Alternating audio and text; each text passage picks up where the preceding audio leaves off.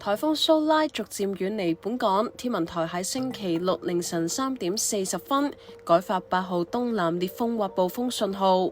本港風力雖然已經有所減弱，但係多處仍然受到烈風影響。8號烈風或暴風信號至少會維持去到中午。天文台提醒市民，海面仍然非常大浪，同埋有湧浪，市民應該遠離岸邊，切勿進行水上活動。